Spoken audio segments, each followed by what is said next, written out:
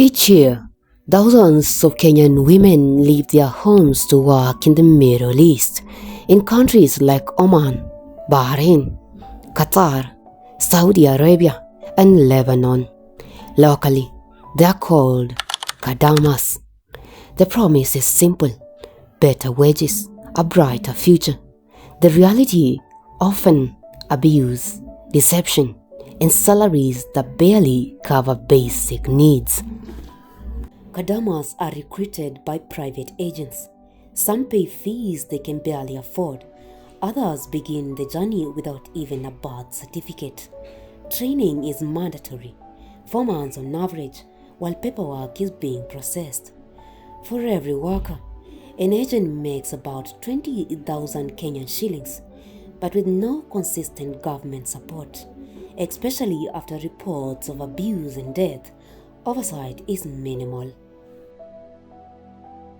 Officially, Qatar's minimum wage is $275, about 35,500 Kenyan shillings.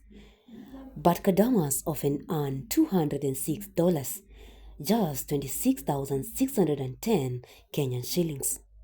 To put that in perspective, back home, 2 kilos of maize flour costs 150 Kenyan shillings, a kilo of sugar 150 Kenyan shillings, rice for 140 Kenyan shillings, and cooking oil nearly 240 Kenyan shillings per liter. A Kadama's entire salary, the price of long hours of hidden labor, vanishes quickly against such costs. On arrival, workers are taken to agency offices before being assigned to families. Some are even deceived, promised a posting in Qatar, but ending up in Saudi Arabia, where conditions are harsher. The hours are grueling. One Kadama reported working 7 a.m. to 5 p.m. Others, barely 2 hours of sleep, sometimes denied food. Physical abuse is not uncommon.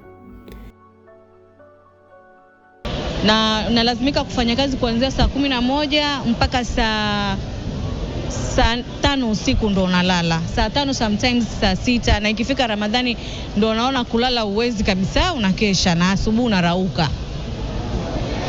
Kazi zilikuwa nyingi sana, kuanzia asubuhi mpaka jioni, miguu inauma, kusimama, mivyombo. Waarabu wana mateso, watoto wao wanaruhusu watoto wao wakunyanyase.